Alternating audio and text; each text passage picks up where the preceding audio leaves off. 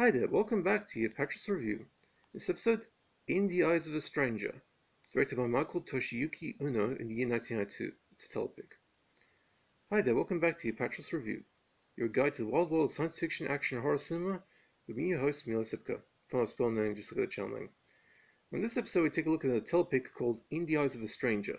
This premiered on American television on the 7th of April 1992. It was directed by Michael Toshiyuki Uno, and it was written by Warren Taylor. It stars Richard Dean Anderson, that's right, MacGyver, Justine Bateman, Giza Kovacs, Cynthia Dale, Colin Fox, Gordon Pinsent, and Richard Fitzpatrick. Now, this is actually a public domain title, so you're going to find it on various public domain multipacks, but I'll explain that later.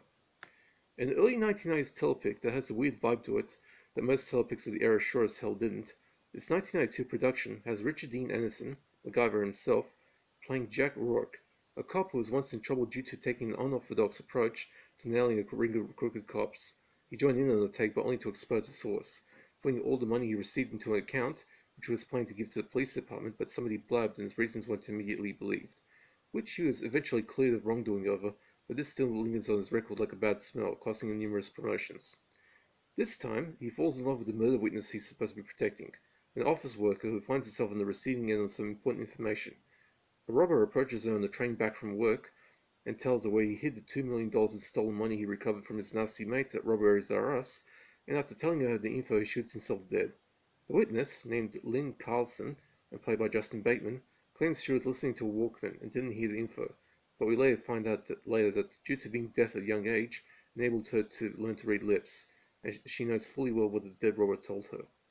Jack suspects something along those lines, and digs into the MacGyver's bag of tricks to figure it out. Basically tricks her into reading his lips, thus exposing herself. A little tip for those out there who know how to read lips and want to keep tongue quiet. If somebody's talking to you, take off your headphones.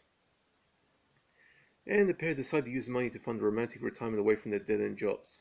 But in her enthusiasm, Lynn blabs to her nasty girlfriend Nancy about money's location, and Nancy feels jealous enough to run interference for herself, while the bad folks at Robberies R Us desperately try to recover their loot before our heroes exit stage right with the Franklins. In the Eyes of a Stranger is okay for what it is. That is an early 1990s telepic that feels like something that would have been at home in the mid-1980s, and arrived on television at least 4 years too late. And kind of strange thing, because this is actually a 185 aspect ratio film for some reason. It was shot widescreen. But director Michael Toshiyuki Uno gives the film a distinct style that works with a modest effectiveness. And Richard Dean Anderson and Justine Bateman make a decent screen couple. In the interest of accountability, I should point out that the review print I watched was a very badly transferred print that vertically stretched the film's 185 aspect ratio, and keeping in mind that the TV landscape of the early 1990s was strictly 133, to a 133, and had all the color removed to make it strictly monochrome, which would, in normal circumstances, make this one of the worst public domain transfers of a 1990s film that I've ever seen. But despite that, despite the bad transfer, this actually adds to the film's enjoyment. While the aspect ratio can be fixed by simply adjusting your TV's aspect ratio, very easy to do, the color makes the film look like a sort of, or the lack of color, makes the film look like a sort of 1990s attempt at film noir, and actually adds to the effect. So I won't be criticizing the film's transfer of that, because in this case, the crap transfer actually helps the film. It also appears to be the only print that is available on Australian DVD shelves from Palace Entertainment, given that I've seen the same print of 2 different Palace multipacks.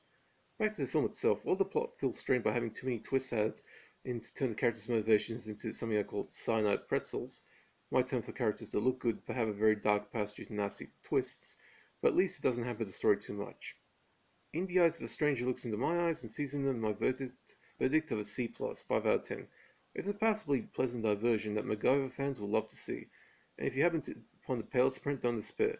The black and white picture gives the film a better shot at modern film noir, and you can solve the stretching by simply adjusting your TV. Aside from a small body count, there is no gore, no nudity. Remember, this is a telepic from the early 1990s. So, In the Eyes of a Stranger gets a C+, 5 out of 10. It's passable. And if you get the Palace print, probably the main print, don't worry, it's actually, you can adjust the TV pretty much for the picture to look right, and the lack of color actually helps the film. Strange case of that one. Okay, that's it for that one. Now, I did not do a request, but if you have any questions about DVDs, or if you one of particular films in my collection, just hit me up in the comment section, I'll answer. Hope you guys are staying safe, take it easy, and that's it for this review. See ya.